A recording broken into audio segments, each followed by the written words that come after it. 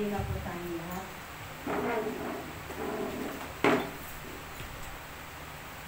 Bitin po natin sa Ruben.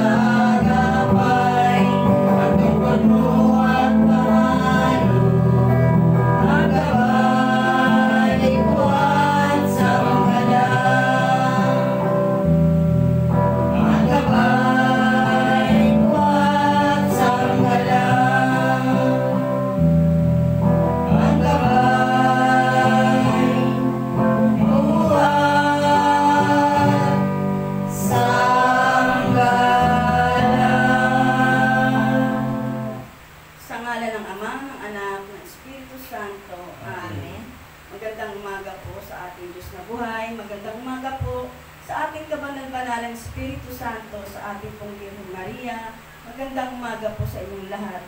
At maraming po salamat, Panginoon, sa araw na ito. Nang muli mo po kami iminulat ang aming mga mata, binigyan ng pag-asa na muli pong masalaya ng araw po na ito. Maraming po salamat, Panginoon, dahil pinagkaisa mo na naman po kami sa araw na ito. Binigyan kami ng karunungan sa araw na ito upang ipahayag ang iyong mabuting balita. Maraming po salamat, Panginoon, dahil isa po kami sa mga hinugot mo sa bunto ng karamihan upang magpahayag ng iyong mabuting balita. Maraming pong salamat, Panginoon, dahil binigay mo sa amin ang araw na ito upang tumayo sa iyong harapan, magpahayag ng iyong mga salita. Ito po'y hindi po sa lahat na ipapagkaloob. Kaya po, magpapasalamat po kami dahil isa po kami sa mga napili mo upang tumayo po dito sa inyong harapan. Napakahirap pong gawin, pero Lord, ikaw po ang bahala po sa amin na gumabay upang maipahirap po namin ng maayos ang mga salita mo, Panginoon. Maraming po salamat dahil ipinagkakaloob mo po sa amin to sa kabila po ng aming mga suliranin, sa aming mga pagsubok, sa aming mga kasakitan.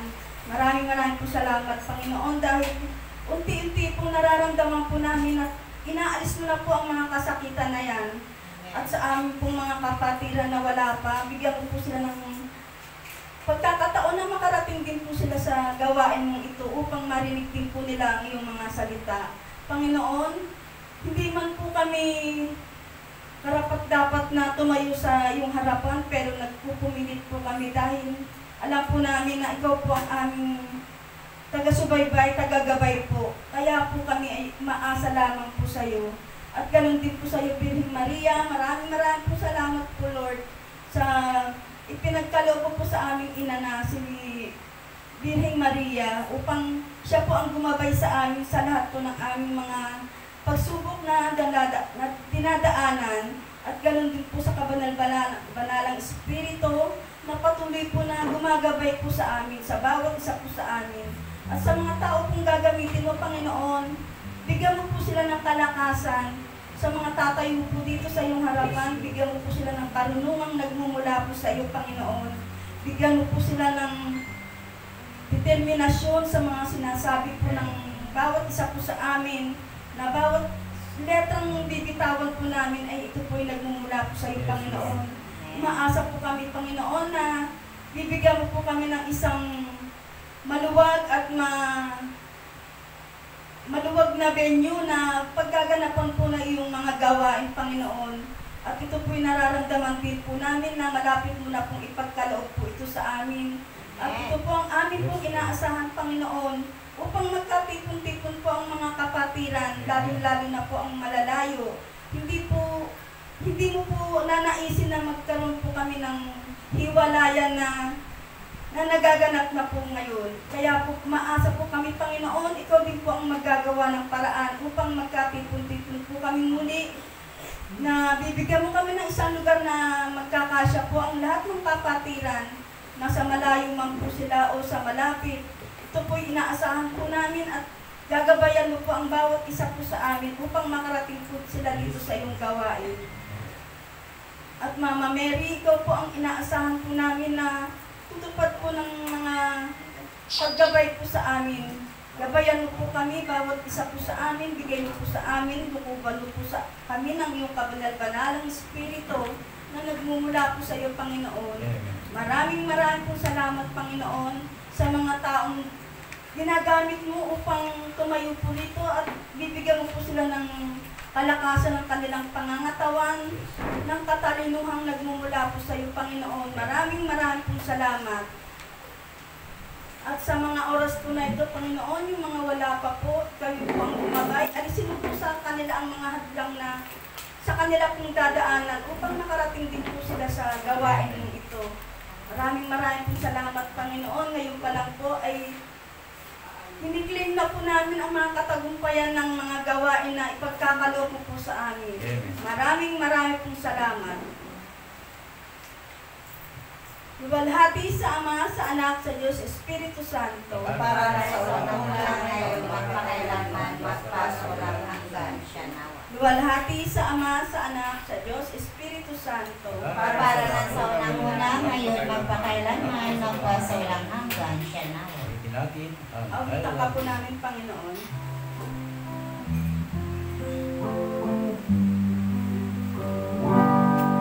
I love you, Lord.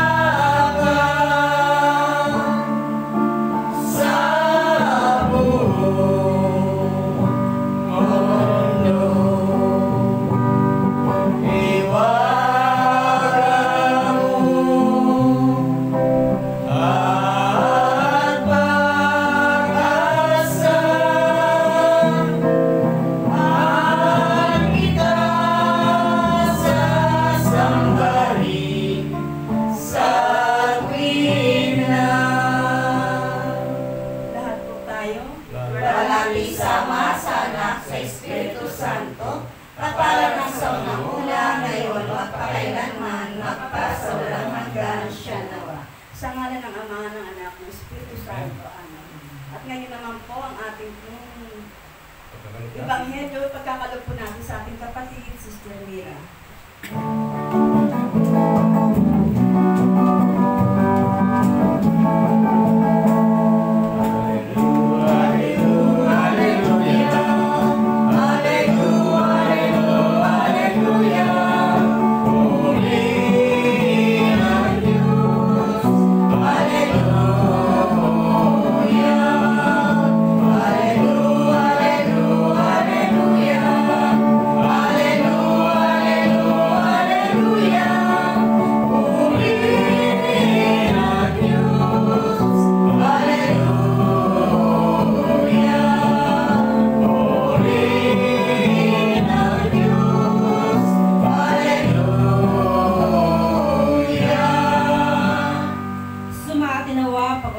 pag-ibig na ating Panginoong Jesucristo. Amen. Ang mabuting balita ng kaligtasan ay sa aklat ni San Lucas. Papuri sa iyo, Panginoon. Pagbasa ayon sa aklat ni San Lucas, Lucas 21 verse 5 to 11. Nung panahon ngayon, may ilang tao namang nag-uusap tungkol sa templo. Pinag-uusapan nila ang naglalakihan at nagagandahang batong ginamit dito. At ang mga palamunting inihandog ng mga tao. Kaya't sinabi sa kanila ni Jesus, darating ang panahon na ang lahat ng nakikita niyong yan ay iguguho at walang matitirang nakatong sa mga bato. Tinanong nila si Jesus, Guro, kailan po mangyayari iyon? At anong magiging palatandaang iyon ay naganap na? Sumagot si Jesus, Mag-ingat kayo upang hindi kayo maligaw. Mailigaw ni numan. Marami ang darating sa aking pangalan at magsasabing, Ako ang Kristo. At darating na ang panahon. Huwag na kayong susunod sa kanila. Huwag kayong matatakot kung makabalita man kayo ng mga digmaan at mga himagsikan. Dapat munang mangyari ang mga iyon, subalit hindi kaagad-agad darating ang wakas. At sinabi pa niya, maglalaban-laban ang mga bansa at ang mga kaharian. Magkakaroon ng malakas na lindol, tagutom, at mga salot, at sa iba't ibang dako. May lilitaw na mga kakaibang bagay at mga kakilabot-labot na kapabalaghan, buhat sa langit. Mga kapatid, ang mabuting balita ng ating kaligtasan, pinuturuan natin ang Panginoong Jesucristo. Palakpakan po natin ang ating Panginoong Jesucristo. Isang magpapalang umaga po sa ating Diyos Ama, sa banal ng Espiritu Santo, sa Diyos na buhay, sa ating mahal ng Birhen, at sa ating pong lahat sa oras at araw na ito, na tunay nga po na pinagbuklod po tayo muli ng ating Panginoon para sa kanyang gumawa, banal na gawain. Sa ating pong mga elder na patuloy pong ginagamit sa ating Panginoon, mga isang magpapalang umaga po, lalong-lalo na po sa ating mga elder na narito po ngayon, kay Sister Lina Mortales at kay Father Tony Daples. Kaya din po sa ating mga kapatiran, patuloy po sumusubaybay sa ating gawain araw-araw. Kaya din po sa ating spiritual advisor, kay Father Reverendo Father Melvin Castro, isang magpalang umaga po Father Melvin, nawa lagi po kayo nasa magandang kalusugan. Sa ating pong banal na ebanghelyo, sinasabi po dito, ang ating pong ebanghelyo ngayon medyo nakakatakot po. Ang pinapahayag po na ating banal na ebanghelyo sa araw na ito. Tungkol po sa pagkawasak ng templo. Sabi po dito, guguho daw po, sabi po dito, pinag-usapan nila ang naglalakihan at magagandang batong ginamit dito at ang mga palumuting hinandog ng mga tao. Kaya sinabi sa kanila ni Jesus, darating ang panahon ng lahat na nakikita nyo iyan ay guguho at walang matitirang nakatayo o nakapatong sa mga bato. Tunay nga po, nakakatakot po sa nasabi po ang pagkawasak po ng templo na gawa ng tao. Tunay nga po ang mga templo gawa po ng tao. Kita naman po natin kung gaano nagagandahan ang mga templo ng ginawa ng tao. Iba-iba man po mga sekta, tunay nga po magaganda po, di ba? Nakikita mo ng po na pinaghandaan po talagang pinaggastusan ng malaking pera po. Tunay nga po sinabi po na ang Panginoon natin po daw po panahon ng lahat ng iyan ay guguho at walang makikita nakapatok sa kapwa niya pa po. Tunay nga po noon, nakakatakot na ibig sabihin po ni Lord na para po yung templo po niya. Pero yung templo po ni Lord, yan ay tunay na hindi guguho. Dahil po ang templo po ni Lord itong ating mga puso. Diba po? ito po ang ginagamit po sa ating Panginoon na sabi niya po itatayo niya sa loob ng 3 araw, di ba po? Sabi niya po doon sa mga nakausap niya mga ano, sabi niya, ilang taon po namin itinayo yan. Pero kayo po, itatayo niya lang po sa 3 araw. Hindi po nila naiintindihan na sinasabi po ni Lord, yung tatayo ni Lord na templo sa loob ng 3 araw. Yung kanyang, di ba po, nabuhay po siya sa 3 araw. Namuli niyang nabuhay ang kanyang katauhan po, di ba? Nabuo po siya ulit. Yung po yung tawag na templo. Ang ating Panginoon po, pumarito po siya para sa atin. Kaya nga po, no? Marami po siyang inalay para sa atin. Kahit sa isang buhay niya, ibigay niya po rin po sa atin. Kaya po itong templo natin, nabigay po sa atin ni Lord, ito pong ating puso, pagyamanin po natin ito. Diba po? Dito po natin tanim ang mga pag-ibig, pagmamalasakit natin sa ating kapwa. Tanggalin na po natin lahat ng mga bagahin, hindi kalugod-lugod sa ating Panginoon, dito sa ating mga puso. Amen po. Amen po. Palakpakan po natin ating Panginoon. Kaya din po, tinanong po nila si Jesus, sabi po nila po, Guro, kailan po mangyayari ang mga yan? At ano daw po magiging palatandaan upang maganap ang mga yan? Sabi po ni Jesus dito, mag-ingat kayo upang hindi kayo mailigaw, di naman. Marami ang darating sa aking pangalan at magsasabing ako ang Kristo. At dumating na ang panahon. Huwag na po tayo maniniwala sa mga tao kumakatok po sa ating mga tahanan, di ba po? Marami pong ngayon kumakatok sa bawat tahanan na nagkapahayag ng mga mabuting balita ng kaligtasan na ating Panginoon. Sabi nga po, no, yung faith po natin, yan po ang magliligtas po sa atin. Yan po ang pananampalataya po natin kay Lord kahit po dumating pa yung mga tao na yan na kumakatok po sa ating mga tahanan, na nagpapahayag po ng mga salita po natin Panginoon. Sabi nga po, dito po sa pananampalataya natin kay Lord, yan po tayo may liligtas. Hindi po tayo maliligaw po ng ating pananampalataya, di ba po? Basta ang pananampalataya po natin kay Lord ay buong buo. Kahit kasi laki daw po lang yan ang butil na mustasa. Basta buong buo po ang faith natin sa ating Panginoon. Hindi po tayo maliligaw ng kahit hinumang po, di ba po? Amen po. Palakpakan po natin ating Panginoon. Kaya nga po, si Lord po ang ating gabay at patnubay. Sa Kanya po tayo sumusunod, di ba po? Hindi po tayo sumusunod sa tao, sa Diyos po tayo sumusunod. Sa ating pagpunta po sa ating gawain, hindi po tayo pumunta dito para sa Panginoon po. Pumupunta po tayo para po sa ating Panginoon, di ba po? Tunay nga po na napakahirap po sumunod sa kalooban po na ating Panginoon. Pero pag naman po nakasunod po tayo, yung mga pagpapala naman po, tunay niya pong pinagkakaloob sa atin, di ba po? Tunay nga po na kahit po na anong man po hinihingi natin kay Lord, tunay nga pinagkakaloob niya po sa atin. Minsan po nga po, higit pa po sa hinihingi natin na binibigay niya po sa atin, di ba po? Tulad po ng buhay natin ito, di ba po? Patuloy niya po tayo binibigyan ng kalakasan sa kabila ng pandemic na ito. Na sabi nga po, nakatayo pa rin po tayo, malakas. At nandito pa rin po tayo sa kanyang banal na gawain. Patuloy ng pupuri ko pasalamat sa kanyang pangalan po. Amen. Palakpakan po natin ating Panginoon. Sabi din po dito sa ating banal na ebanghelyo, huwag kayong matakot kung nakakabalita man kayo ng digmaan at higmagsikan. Dapat munang mangyari ang mga iyon, subalit hindi kagad-agad darating ang wakas. Huwag na po tayong matakot kung nakakarinig na po tayo ng mga digmaan, mga himagsikan. Tunay nga po na nangyayari naman po talaga yan. Nakikita po natin, sa nababalitaan po natin sa TV, tulad po sa Syria, di ba po, marami pong namatay, marami na pahamak. Sa mga party po ng party po ng Amerika, meron po mga suicide bomber na talaga po nagpapakamatay sila para maraming madami na tao. Tunay nga po na nandyan na po daw po yan. Talagang nangyayari daw po yung bago po dumating ang ating Panginoon. Pero hindi po agad-agad, di ba po? Kaya po, sa ano po ng ating Panginoon, kailangan daw po maging handa daw po tayo sa kanyang pagdating. Di ba po? Ano man po daw mga kabalesahan na meron tayo sa buhay, mga kabalahan, ipagsantabi daw po muna natin yan, di ba po? Sa oras po na ito, di ba po, nasa gawain po tayo natin Panginoon, dapat po ang puso isipan natin, nandito lang po sa Kanya. Hindi po lumilipad kung saan-saan po, di ba po? Sabi nga po, nandito ka man, pero ang isip mo, wala naman po sa ating Panginoon. Wala rin pong saysay na nandito ka po sa Kanyang gawain po. Dapat po pala pag tayo nandito, talaga po yung focus natin ay sa ating Panginoon lamang, di ba po? Tunay nga po na nakakatakot na sinasabi din po sa ating banal na ebanghelyo, magkakaroon ng malakas na lindol, kagutom, at mga salot sa iba't ibang dako.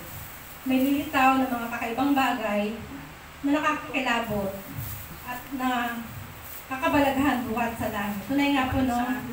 Ito pong pandemic na to, isa na po ito sa salot na sinasabi po ng ating Panginoon. Ito po ay natawag na kapighatian natin dito sa lupa. Nararanasan na po natin ang kapighatian dito sa lupa, dito sa pandemic na ito. Tunay nga po, marami pong nawala, marami pong buong mundo po, talaga pong inabot ng kapighatian ng buong mundo po ay nabalot ng kapighatian dahil sa pandemic na COVID-19. Tunay nga po, siguro po, pinadala po ni Lord yung kasakitan na yan upang isingin lahat po tayo. Kasi po, minsan natutulog na po tayo, di ba po? Hindi na po natin naalala ang ating Panginoon. Abala po tayo sa maraming bagay sa mundo ito. Di ba po? Sabi nga po, yung araw man lang daw po ng linggo, ipagkaloob po natin sa ating Panginoon, di ba po? Yung 6 na araw daw po sa atin na, yung araw po ng linggo, ibigay po natin sa Kanya yan. Mula po sa pagsikat ng araw hanggang po sa paglubog nito. Tunay nga po, dapat lang naman po natin ibalik ang papuri pasasalamat sa ating Panginoon. Sapagkat marami po siyang ginawa ng mga himala po sa ating mga buhay. Sabi nga po, grabe nga po, di ba? Yung pag-isip pa lang po natin sa umaga, labi na ang tayo dito sa ating mga higa na malakas. Isang blessing na po yan na nagagamit po sa ating Panginoon. Palakpakan po natin ating Panginoon. Ako nga po, bagamat nandun pa dito pa rin sa kalagitnaan ng pagsubok ni Lord kasi po yung kapatid ko po, 1 month na po siya mahigit sa ospital. Hindi pa po siya nakakalabas. Hindi po siya ma-operahan kasi yung pump ng heart niya sobrang mahina. Tinapat na po siya ng doktor, sabi sa kanya baka daw po pag sa table pa lang po ng operating room, bumigay na po siya. Kumbaga po yung mismo sa kanya, mismo sinabi ng doktor sa kanya, mismo sa pasyente sinabi mo, baka hihiga ka pa lang sa table of operating room, bumigay ka na. Ngayon yung kapatid ko, parang natakot siya. Sabi niya ayoko na magpa-opera. Sabi naman namin, bahala na si Lord, di ba po? Kasi po, pag hindi po na-opera yung paa niya, kakalat po yung kakalat aakyat po, tataas po yung diabetic po siya. Ngayon sa Jose Reyes po siya, may na po siya, 1 month and 1 week na po siya doon sa Jose Reyes. Hanggang ngayon nandun pa rin po siya. Doon na po siya minamanas, doon na po siya, kasi sumobra po yung tubig niya sa katawan. Kailangan daw po, ilabas muna lahat ng tubig na yun bago siya operahan. Nagsasabi ko, Lord, ikaw na po ang bahala sa kapatid ko. Kung sinasabi man po ng doktor na baka sakali, pag siya inoperahan, hindi na siya magising. Isa pa rin po yan sa kinatakot niya, yung baka hindi na siya magising. Kasi po yung isasaksak daw po na anesthesia sa kanya, ay nagpapababa ng BP. Baka hindi po kayanin ng kanyang puso. Pero nananalig na napalataya ako sa ating Panginoon. Sabi ko nga, Lord, wala akong may bigay na pinansyal sa kapatid. Kundi ipanalangin siya sa'yo araw-araw, gabi-gabi. Tunay nga, ngayon po, kinamusta po siya kagabi. Sabi ko sa pamangkin ko, kamusta na si Papa mo? Kita, bumababa naman po yung manas niya. Sabi ko, Lord, yun po, kasi kung kailangan bumaba po yung manas niya, bumalik sa normal yung kanyang katawan, bago siya ma-operahan. Sabi ko, Lord, ang tagal-tagal na proseso, 1 week na, 1 month na, kaya 1 week na. Sabi ko, kasi yung paa niya po, daliri lang po noong una yun eh. 2 daliri lang po puputulin sa paa niya. Kasi po nangitim na po siya. Ngayon po, nung time na nang-hospital po siya, inabutan po siya doon na nagkaroon ng positive po kasama sa kwarto. Nag-positive po siya, na-quarantine po siya ng 12 days sa PUI. Nung nag-quarantine po siya sa PUI, yung paa niya po, binendahan po yung paa niya, yung may sugat na paa niya, binendahan po yun. Sa 12 days po, minsan lang po, isang beses lang nilinis siya sa loob ng 12 days, yung paa niya na yun. Para po na, lalo po siya lumala, kumakit na po sa kalahati ng binti niya, yung pamamaga po ng paa niya. Kaya sabi ko, Lord, ikaw na po ang bahala sa kapatid ko. Alam ko wala po yung posible sa'yo. Amen. Lahat ng kasakitan, kayang-kaya mong pag-ibig. Kaya po, sabi ko nga, kung kailan ako kailangan ako ng matahimtim na pagsunod sa aking Panginoon, talaga po, doon po dumadaan na minsan po talaga nakakalimot po ako mag-uwas. Totoo lang po. Pati po ang gawain natin, araw-araw dati nanonood po ako. Ngayon po, naagawan po ako ng maama po ako. Sabay po sabay po nag-online, dalaw po ako nag-online. Tapos yung aming signal na napakahina naman po. Nakakapanood po ako ng gawain, pero bigla na lang po nawawala. Kaya sabi ko, Lord, sorry po, talagang hindi na po ako nakakapanood araw-araw ng inyong gawain.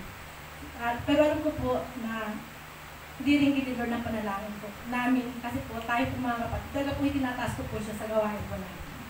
Sabi ko, Lord, ikaw na po ang bahala sa kapatid ko. Wala kaming magagawa bilang tao. Pero ikaw, marami pa pong magagawa. Amen. Dahil walang imposible sa'yo. Palakpakan po natin ang taon. Tunay nga po, no? Dito sa last part po dito, sinasabing kakaroon po ng lindol, tagutom at mga salot, mga palatandaan daw po nakikita sa kalangitan. Share ko lang po kasi wala pa po ako sa gawain dati po. Wala pa rin po ako asawa. Nanaginip po ako nung parang nagkakagulit. Tapos si Lord halos nakasakay siya sa parang karwahe. Nasa taas siya ng langit. Sa tataas siya kaya. Tapos may mga umuulan na parang mga apoy-apoy na ganyan. Sabi ko, ano ba ang kahulugan ng mga pag-ulat-ulan ng mga apoy na. Tapos na tao nagkakagulo, nag-iyakan ng mga bata. Sabi ko, Lord, noong time na yun wala po ako sa gawain. Ngayon ko lang po naintindihan kung bakit, kung ano po wala yun.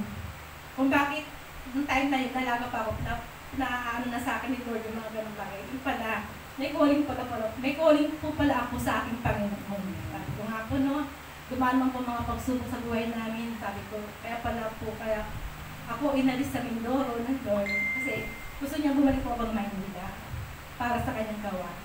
Kaya salamat kay Lord, sabi ko, nawala man po ang lahat-lahat sa amin. Taga po, as in, ang kabuhayan po namin sa Mindoro, naging back to zero. Wala po akong nadala kahit ano, wala sa Mindoro kung tamay nila. Nalulungkot man po ako, sabi ko, Lord, ikaw po ang bahala sa akin, sabi ko, sa aming pamilya. Kasi nung time po na yun, sabi ko, bago po nangyari yun, nagpupa po kami na 9 days na simpang gabi. Mayroon po ang sa amin, talaga bago pa makarating po ng bayan, siguro mga 2 oras, bago pa makarating ng bayan sa simbahan. Talagang binunod po namin nung family ko, kung pamilya po talaga kami nagsisimba ng 9 days sa maraming araw. After nung 9 days po mag-January na, ito na bumagsak na si pagsubok. Sabi ko, Lord, pag walang tao, susubukan mo talaga. Isang iglap lamang mawawala lahat. Nawala po yung bahay namin, yung 2 hektarya namin lupa, yung 3 hektarya po na lupa na yung marami pa rin yan. Pero mga balsones, may santo, may dalangita, may rambutan. Mas marami po, may kalamansi po. May kalabaw kami, may tricycle po kami. Pero isang iglap lang po para susubukin ka ni Lord. Sandali lang mawawala. Kasi po yung kalabaw po namin, ng anak ko siya, tapos yung anak niya nalulog po sa ilog. Kaya yung nanay po para po nagkaroon siya ng gano'n, nagwala siya, naging wild siya. Kaya natakot po kami, pinagbili na lang po namin. Ang bili po namin sa kalabaw namin noon is 19,000. Pero nabenta lang po namin siya ng 5,000. Kasi laki po nung nawala, di ba po? Kasi sabi ko, Lord, nung time na nagtanong po kay Lord, pero parang nagtampo rin po ako sa kanya. Sabi ko, Lord, bakit gano'n naman po? Kung kailan ako lumalapit sa iyo, doon mo ako binigay na matinding pagsubok. Pero sabi yung palangay ko lang po naintindihan at naunawaan, may purpose pala si Lord kung bakit ako sinubok na gano'n katindi. Sabi ko, Lord, salamat po sa pagsubok na yan. Kasi pinatatag mo ako sa pananampalataya ko sa iyo. Hindi lang po pala sa pagdadasal tayo matatapos ang pananampalataya natin kay Lord, kundi pala po sa pagsunod po sa kanya. Sabi nga po, diba po, ang pananampalataya kung walang gawa, isang patay na pananampalataya. Yung pala po gusto nang ipahatid sa akin, Lord, nananalig nga ako pero kulang lang ako sa gawa. Kaya siguro po, ito po ko ngayon, tinawag ni Lord upang maglingkod sa kanya. Nagpasalamat po ako sa mga pagsubok na yan dumating sa akin. Kasi diyan po ako pinatatay. Sabi ko nga siguro kung wala ako sa pagsubok, kung wala ako sa Panginoon sa pagsubok na dumating sa amin sa pamilya ko ito, siguro bumigay na po ako. Kasi last buwan lang po ang pagitan. Dalawang pamangkin ko po ang namatay. Yung isa apo ko po sa pamangkin, tapos sa pamangkin ko tunay. Sabi ko, Lord, talaga ako, dinadalisay mo ako sa pagsubok. Siguro naano mo ako kung hanggang saan ako magbibigay sa. Kaya salamat, Lord, sa mga pagsubok na pinagkakalog mo sa akin sa araw-araw. Na alam ko, inaayos mo lang po ang buhay ng buong pamilya. At inaano mo ko kung paano kong sumunod sa iyo. Kaya po sa mga pagsubok na naman sa akin buhay, hawak na po tayo kay Lord, buko tayo mag-alala. Nasabi nga po, nandiyan na si Lord, kahit hindi po natin siya nakikita. Lalo siya nakaagapay sa ating lahat. Yun lamang po sa pagpapalong sa ating lahat, pinakapaan po natin natin Panginoon. Ngayon po tawagan na po natin ang ating elder, dala po natin Panginoon, upang magbigay po ng mensahe niya sa atin sa oras na ito ang ating pong elder, Sister Lila Ortanes. Palakpakan po natin ang ating Panginoon.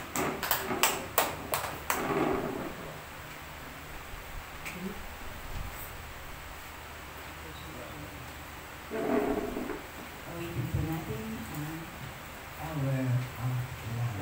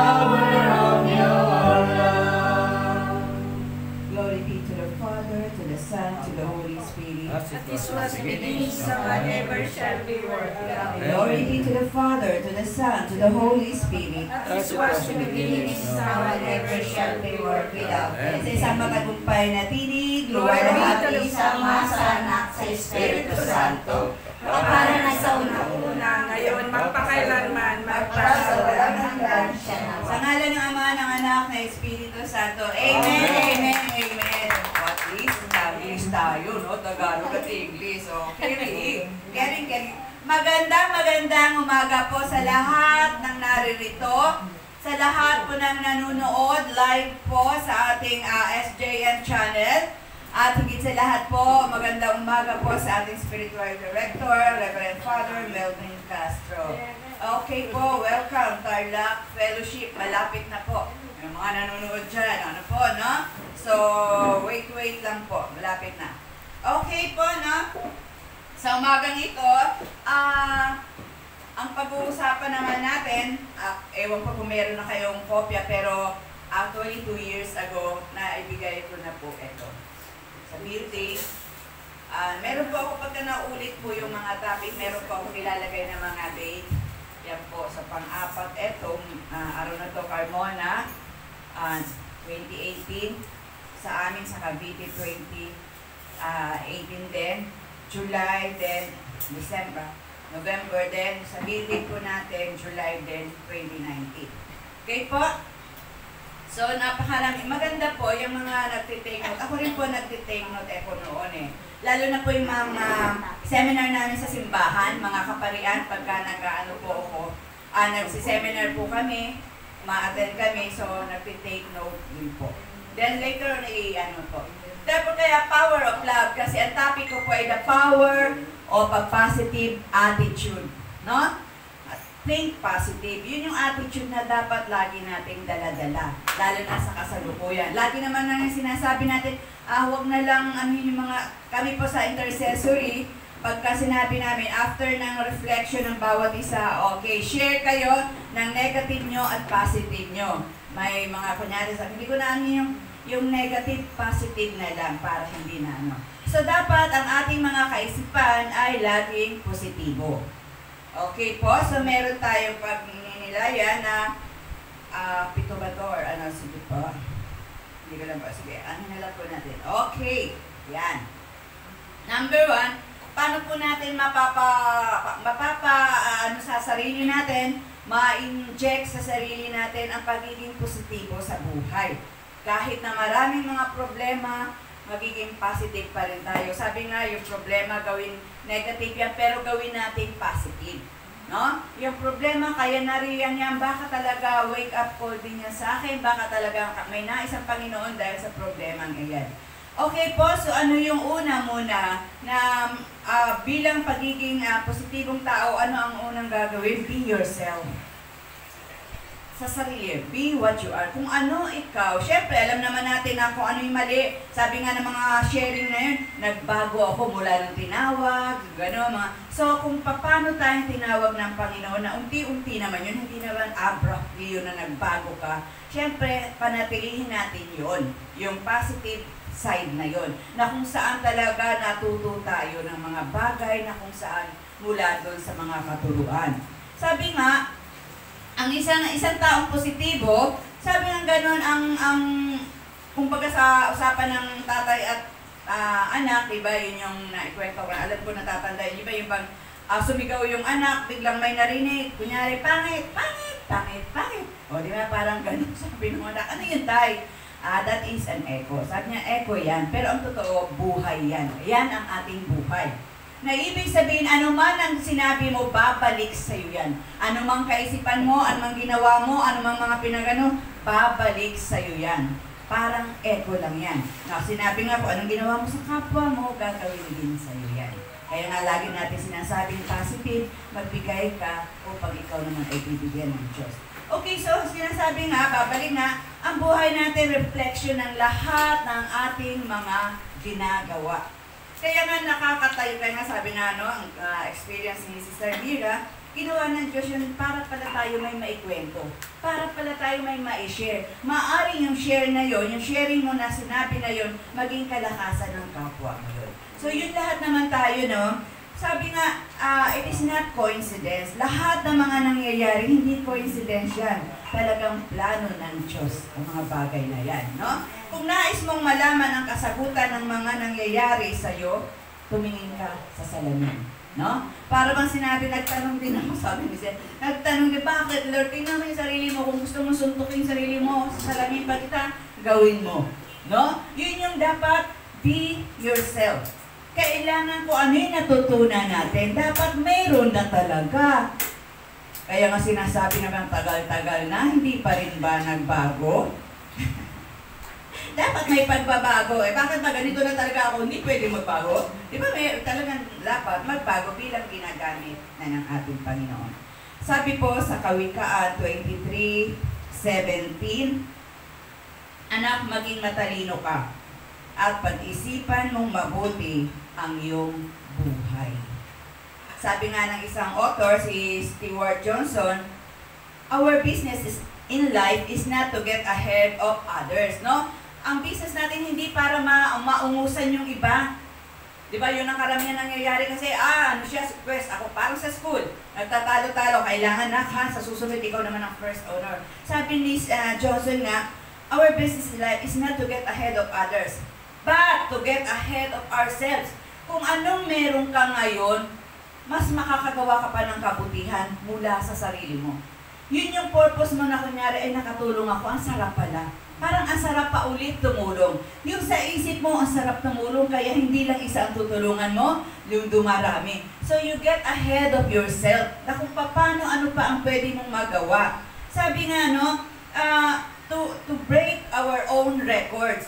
Kung nagawa mong magandang bagay na yun, kung nagawa mo nagkaroon ka ng 14 na Mama Mary, bakit hindi mo gawin 28? O diba, ayun na sinabi, to break our own records, to do our work, diba? With more force than even, Bisaya talaga po, no? Ayaw mo po, than even before. So yun po yun, be what you are, be yourself. Kasi ang purpose natin talaga ay para nasa Diyos. Para, ang ginagawa natin dito para sa Diyos. Yung mga salita ng Diyos, karagdagan sa atin para tumatag tayo. At sabi nga, walang makakatalo sa iyo kung hindi mo mapapagtagumpayan ang sarili mo. Amen? Amen. Yes. Number 2, be honest. Yes. Honesty is the best policy pa rin. Natatanda yung kwento ko na yung sa isang pastor at mga bata, sabi ganon, kaninong aso yan? Parang ganon, sabi niya ganon. Sige, kung sino lalapit yan, sabi niya ganon, hindi nila mapaano yung aso, something like that. Pero ang pinakabuod ko nito, sabi ng pastor, nung malit ako, hindi ako katulad nyo. Ganon, na parang nagbubuli kayo sa mga hayop, sabi ng mga bata, maniwala kami sa'yo. Kailangan maging honesty is still the best policy, no? Pero may ilang policy makers na sila din naman ang sumisira. Diba? Lalo na sa panahon ngayon, may siraan, may palitan, may kabalimbingan, diba? Ang dami, no? Uso ang sibakan, kanya-kanyang mga ganon. Kaya po ako na-late nung Sunday, yung pala nalaman ko ako ng caravan ni Marcos. Kaya pala sabi ko, traffic sa oras na ako sa bus ng Sunday na yon. Yung pala caravan, kailan ko lang nalaman. So, sabi nga ganon, ang sumisira nito, diba yung mga policy makers, yung mga, sabi nga ni Willie Rebellame, ayaw kong umupo din bilang senador dahil hindi naman ako abogado. Hindi ako pwedeng gumawa ng batas. Hindi katulad, di ako matalino katulad nila. Pero karamihan sa kanila talaga naman nag-break ng rules. Sumisira din sila sa kanila. Lalo na, di ba, nariyan lang ang katotohanan. Imbento lang ang kasinungalingan. Di ba? Ang katotohanan ay mangingibabaw katulad ng langis kapag ito ay dinalo sa tubig. Okay po? Always tell the truth and you have never to remember what you said. Kasi sa mga panahon na kung saan talaga nagsasabi ka ng totoo, hindi mo na kailangan magtago pa, hindi mo na kailangan magano pa, anumat lalabas at lalabas, sasabihin mo yun dahil katotohanan yun. Okay po? Pangit kaya pagka sinungaling. Okay, then, sabi nga, magpakita ka sa akin ng taong magnanakaw at ipapakita ko rin sa iyo ang taong sinungaling. Kasi nga, sabi nga, ang magnanakaw ay kapatid ng sinungaling. Kapatid sila. Liars have no true friends. Totoo naman, mga sinungaling na yan, walang totoong kaibigan niya. Bakit? Siya mismo hindi siya naniniwala dun sa mga kaibigan niya dahil siya, sinungaling siya, di ba? Kaya nga, if you lie and then tell the truth will be considered a lie. Pag ako sinungaling, pag nagbalita ako sa iyo ng katotohanan na wala nang maniniwala dahil alam nilang sinungaling ka. Na pati yung totoong katotohanan na sinasabi mo, nagiging kasinungalingan kapag ikaw nagsabi. Kung ang sinungaling, sabi nga, di ba sinasabi, the truth will set us free. Number 3. Wala po. Puro puro mga author. Yes, puro mga author. Number 3. Mali ko pag hindi ko kasi pinapin ko nga sana. Diyan ako binigay talagang consistent honor. Be the first to forgive. Yan, ikaw dapat ang unang Magpatawad o maging mapagpatawad ka, no? If you want to travel far and fast, sabi nga kung nais mong bumiyahe ng malayo at mabilis, travel light. Ibig sabihin, alam na po natin to, dapat, excuse me po, mapabilis ang biyahe mo, dapat bawasan mo ang iyong mga bagahe. So, alam na po natin yung bagahe na yan, no? Kuhod, galit, inanakit, inggit, ano pa man yan. So, yung mga bagay na yan, paano ka kaya nga sabi ng iba, move on ka na, ano ba? Hindi ka na makapag-move on? Yung maliit na bagay lang yan, hanggang ngayon ba, dala-dala mo yan? Kapon po, wala naman akong anuhin. As part of, hindi ko to sinasadya, pero as part ng aming experience kapon po sa intercessory, andito po yan, pasok po yan dito. Kasi pag ang taong galit, alam mo, ramdam mo yan, pag galit. Kaya nga minsan sasabihin natin, hindi mo pwedeng maitago yan, lalo na sa mga kapatiran, nasa gawain ka. At pag ikaw ay may galit, huwag kang sasalang sa anumang gawain, dahil sigurado, palpak ang mangyayari. Nandito sa puso mo yan eh. Oo nga, palagay na natin hindi alam ng mga kapatiran yan. Pero once na bumuka ang bibig mo, lalo na pag nakita mo yan. So nangyari po yan, na-solve naman po. Talagang sisa po kami. Kakapon. Pagkatapos ng gano'n. Kasi sa intercessory after po other matters, pinag-uusapan po namin ang problema. Then kahit na anong sigawan yan, ando doon yung halos mag-iyakan na, talagang ako kamutik na ako. Ginawa mo ako sinunala, parang tipong gano'n. Then tubig sa saling, tubig, gano'n. Ikaw na gano'n. So in fact, na-solve naman. So basta tanggapin lang naman. At doon later on, kasi po sa intercessory namin, every Monday, nag-iipunan po kami. Hindi paluwagan kundi kung magkano yung gusto mong ipunan. Kahapon po, sumahod kami. Pera na, para kaming mga bali po nasa video naman yung saya-saya. Sabi ng isang kapatid, hindi mo kanina iyakan na yun, tawa na naman. Totoo ganyan, sabi ko nga, kung hindi kayo kasama dito sa gawain, di ba? Wala, nasa bahay lang kayo. Magmumukmuk, mag-iinit ang ulo, wala ka na nga pera, wala pang ulam, nakko, lahat. Samantalang kapag nasa gawain ka ng Panginoon, napakasaya. Sobrang saya. Ando doon yung napapag-usapan ng problema ng bawat isa, pero right after nun, lalo nating makikilala ang mga kapatiran na yan. Ando doon. So, katawa. Kaya ang saya talaga, no? Kailangan magpatawad. Sabi nga namin doon, magpatawad ka. If you want to, yun na nga po, no? Never reject forgiveness. Wag na wag mong tanggihan na pag sinabi sa'yo, patawarin mo ka na sa'yo, isunod ka sala. I-reject mo yung forgiveness na yun. Di ba sinasabi, di ba? The weak, ang mahihina ay hindi yan kayang magpatawad.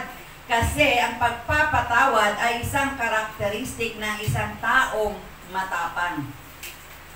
Kasi pag mahina ka, the more na, yung nga, para bang, hindi ka kasi nakakaunawa, parang ang pag-reject mo doon sa pagpapatawad ay yun na lang yung kalakasan mo sa sarili mo. Diba? Samantalang kung ikaw ay anak ng Diyos, kung ikaw ay matapang dahil gusto kong ipakita sa Diyos na kaya kong magpatawad, ikaw mismo ang hihingi ng sorry. At yung kapatiran na ninyo, hindi nakapag-sorry. Okay pa? Sabi ng ganon, ito ang, minsan kasi, yung hindi pagpapatawad, yung puot na meron ka sa puso mo, kinakain yan. Yung kapayapaan ng kaisipan mo. Totoo yan, nawawalan ka ng kapayapaan pag hindi ka nagpatawad at kung may galit ka kahit na kanino. No? Ito ay katulad ng deadly cancer. No? Destroying a vital organ of life. Kasi ikaw mag-iisip ka na mag-iisip dahil may kaaway ka. Di ba? Forgiveness is your deepest need and highest achievement. Dahil sa bagay na yun, di ba sinasabi nga, magpatawad ka at humingi ka rin ng kapatawaran. Karamihan, yung kung kailan nasa bingit na ng kamatayan, nandun doon yung paghingi ng kapatawaran. Pero nung medyo malakas, ayaw mano. Di ba, minsan sinasabi natin, baka pagalingin ka dahil nga sa paghingi mo ng kapatawaran, kanino man yan, o sino man yan, humingi ka ng kapatawaran. Okay po, no? And he who has not forgiven an enemy has never yet tasted. Ito na naman tayo eh. Tasted. Tasted one of the most sublime enjoyment of life. Ang hindi nagpapatawad sa kanyang kaaway ay hindi makakatikim ng pinakamasarap na enjoyment sa buhay. Dahil siyempre, meron kang laging di ba? Samantalang katulad ng saya-saya, di ba? Pagka Sunday, ang gulo-gulo, pero ang saya, pero nakakapakit kompleto. Ricardo's yan. Kaya nga, doon mo mararanasan na halakhak hindi natawi. Yung halakhak na ibibigay mo ng iyong buong buo na talagang ang saya-saya, ito yung masarap. Ito yung talagang bumabanat yung mukha mo, mga ugat doon. Siyempre, bumabata. Diba, Sister Conching, no? Ang ganda ng mga yan, kahit mga lolas mo. Ayan. One of the secrets of a long and fruitful life is to forgive everybody, everything. Every night before you go to bed, magpatawad ka. Forgiving those who have wronged you is a key to personal peace.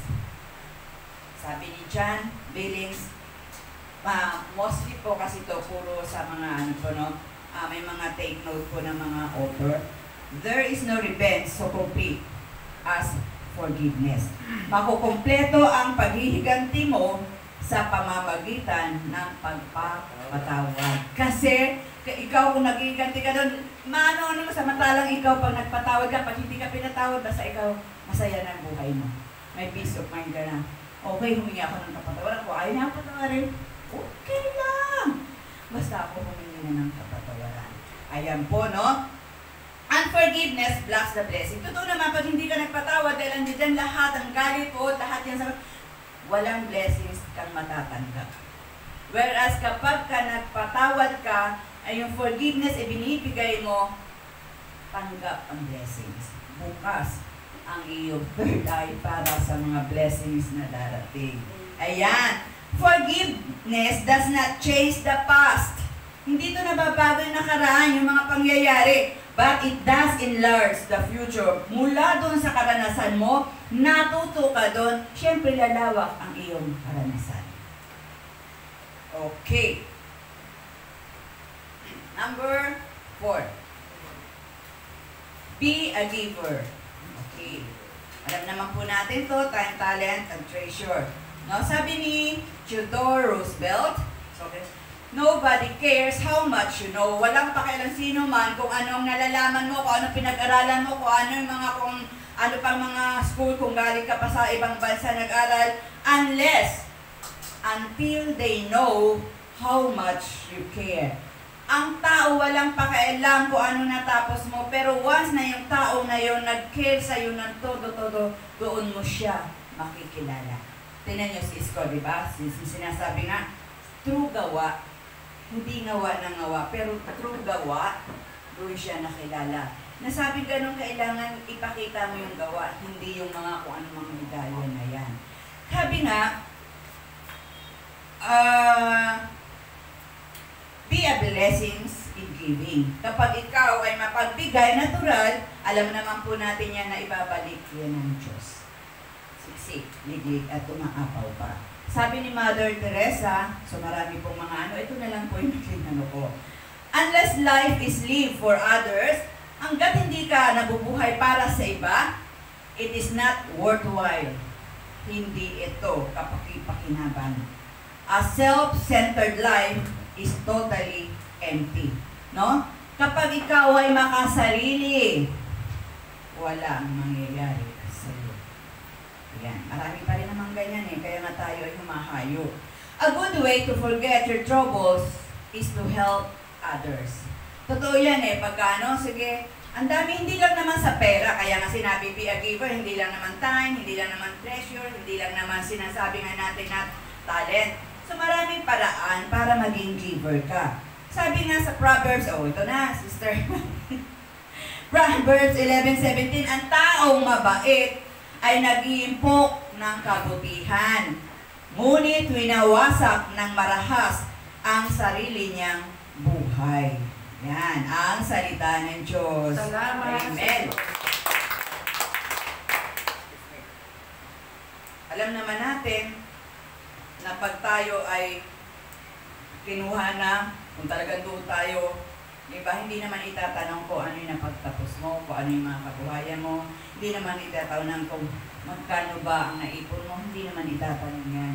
Diba? Ang tatanong sa'yo, how much have you given?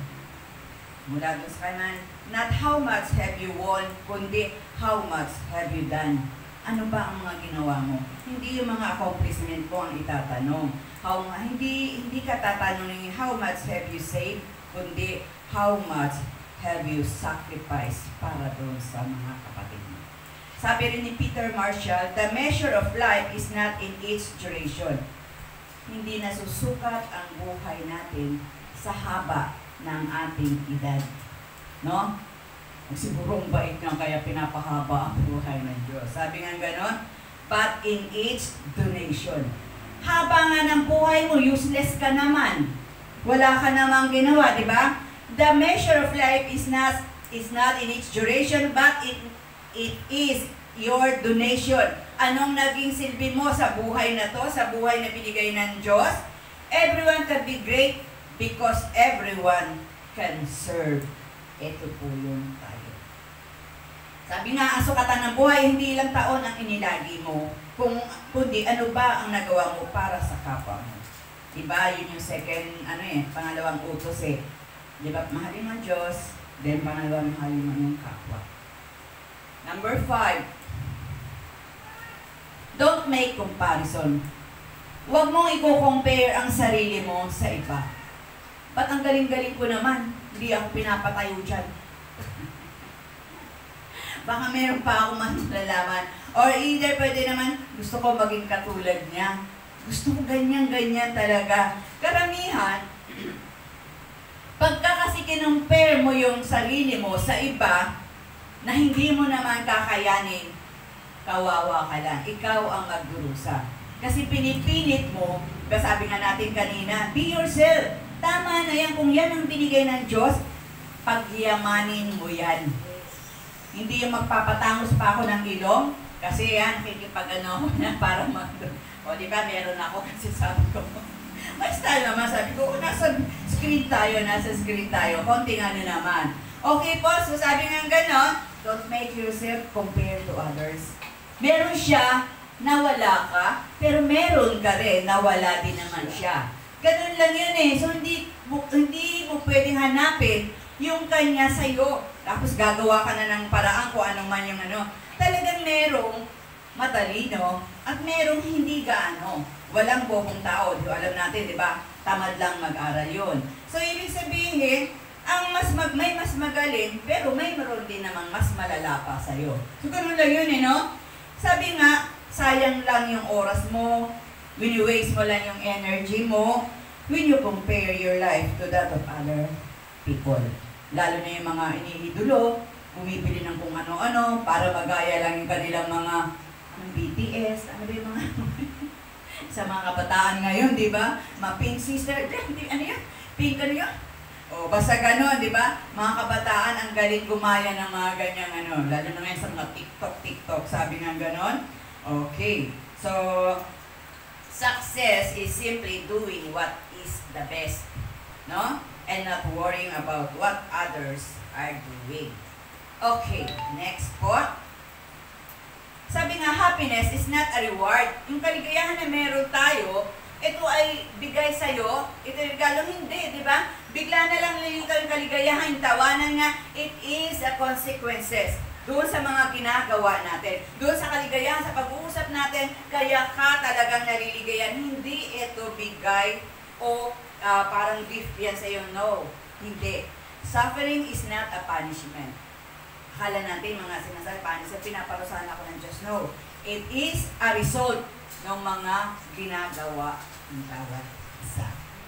Sabi nga, bawat isa sa atin, meron, sabi nga, di ba, yung sabi ko lang na, success is simply doing what is the best and not worrying about what others. Meron talagang success.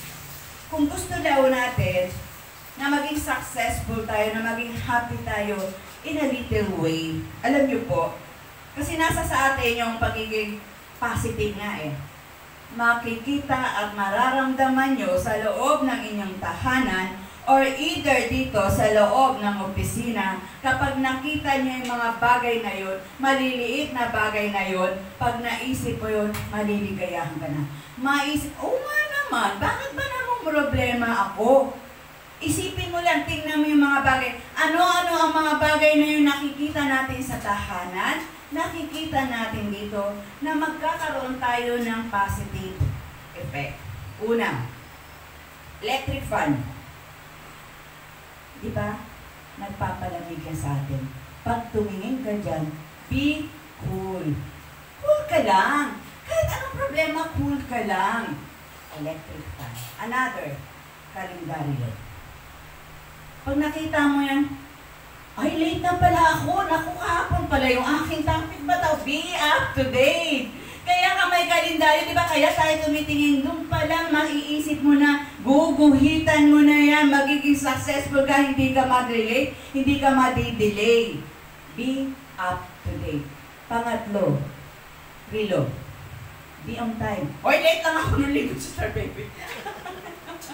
Dapat, ako nga, ngayon bago pa lang ako, baka malate ako, tawag ako kay Brother Tony. Brother Tony, kasi hinarang na naman kami, hindi na ba, ang sinakya ko, either loto niya, 20 lahat ng mga tao ko, reklamo, malilate na kami. Sabi ko, ala, paano na to? Sabi nung isa, sabi tayo, mag-taxi tayo papuntang 20. Sige, kaso yung pala sa PTEX na yan, grabe ang haba bago pumasok. Di pasok ng gano'n, tapos sabi ko, boss, may tinanong, saan ang pasakay ng LRT? Basta dyan, no? Sabi ng taga-PITX, dyan, pumila ka, doon ka na sa mauna, senior ka naman. Kung ano sinakyan, sabi ko, hala, saan kaya to? Monumento daw. Sabi ko, saan yung iba? Ayala. Sabi ko, saan ako po? Bababa. May LRT ba dito? Babaan. Sabi ko, sa katabi ko, ay, libre ba to? Libre ba to? Meron pala, ano tawag nito, Tony? Yung carousel bus. Oo, yung parang ano, yung sinisave ka pagbaba dun sa ano, haba ng pila. Sabi ko, ay ganon. Tapos Rescue bus. Yun! Rescue bus. Para bang, yun. Ang dami pala doon na rescue bus. Kasi pag pinababa doon at hindi na pwedeng doon, may sasakay ka pa ulit. Kaya lang, napakahaba ng pila. Ang haba talaga ng pila. Kaya lang, salamat sa Diyos. Senior na ako. Una ako, di ba? Ngayon, tapos makita, syempre, titingin ka, malaman lang mo yung bus, mismong doon sa LRT, Baclaran pala ang daan. Bumaba ako libre, di ba? Kaya sabi ko, aga ko pa. Dahil pagdating doon, sakay na sabi ko, yun pala rito. Pero pag ganun kasabayan mo yung mga nag-opisina, talagang malilate at malilate kapag ganun ang bagay. No? So, be on time. Kaya pag tumingin ka sa relo, nag-aayos ka pa, ikaw ang mag-gospel. Tama na, doon ka na mag-ayos. Dala ako na ikaw, doon na lang ako, di ba? At least on time. Sabi ko kay Sister Josie, maaga pa ako ngayon. Dahil na-expect ko. Pero syempre po, pag gano'n, tumatawag na po kaagad ako in preparasyon na mayroong nakakaya namang hindi mo, hindi ka up to date, hindi ka, on time. O ano pa ang pwede nyong makita sa loob ng tahanan, sa loob nitong opisina na pwede mong masabi na, oo nga, dito pa lang, hindi mo na dapat problemahin. Diba? Kung ano mang problema, ano bang solusyon? Tumingin ka sa salamin. Sabi dito kanina, lahat ng bahay may salamin. Ay, yung pangit ko pala pag nakasinamot. Doon pa lang magkakaroon na ng solusyon. Diba? Kailangan nakasmile ka. Kaya makikita nyo pa lang, doon pa lang sa tahanan nyo bago umalis, successful ka na, masaya ka na, kasi nagkakaroon ng solusyon doon pa lang sa bahay. Makikita mo na yun. No? Kaya nga, ito yung sinasabi na simple success sa iyong buhay. Pag tumingin ka doon, diba? Tingnan mo yung itsura mo. Kasi pag lumabas ka na, hindi mo na alam kung nagkalat yung lipstick mo, kung nagkalat yung kilay mo, kung nagano. Kaya sabi nga dito kanina, be yourself. Yun yung pinakaano nun So salamin. Kaya nga karamihan ng babae hindi pwedeng mawala ng salamin sa bahay. Compact. Yan. Another na pwede natin masasabi, no? Ano pa ang nakikita sa loob ng bahay? Bintana. Diba? Sumilip ka sa bintana, may nakita kang aeroplano, makakasakay din ako dyan. Di ba? Open your window at makikita mo napakaganda ng mga tanawin na nandoon yung rainbow, andoon makakarating din ako sa ibang bansa. Something like that. Na talagang dito pa lang sa bahay, dito pa lang sa opisina, tingnan nyo yon at meron talagang success at meron talagang positive na magiging epekto yan sa inyo. And last, door. Ano ba yung door pag nakasara? Push hard. Di ba? Push hard. Lahat ng mga ginagawa mo, i-push mo yan para magkaroon ng katagumpayan. Amen? Amen. And kung sabi nga, since mahaba-haba pa, alam mo, marami sana akong ikukwento. Sabi ko, baka lang malate ako. O, di ba? Beyond time, nagawa ko na. Pero sabi ko, since may oras pa ako, meron po akong isi-share dito. Sabi nga, no, yung suffering is not a punishment. It is a result. So sabi nga, kahapon again. Kahapon dahil lang sa isang bata. Sa isang dancer na kaya nagkaroon ng Clash of the Titans. Karoon talagang as in talagang at isa po ako doon dahil ako ang may mahawak sa mga bata. Siyempre, mama nila yon tawag. Ako, lola, hindi, mami ha? Lola.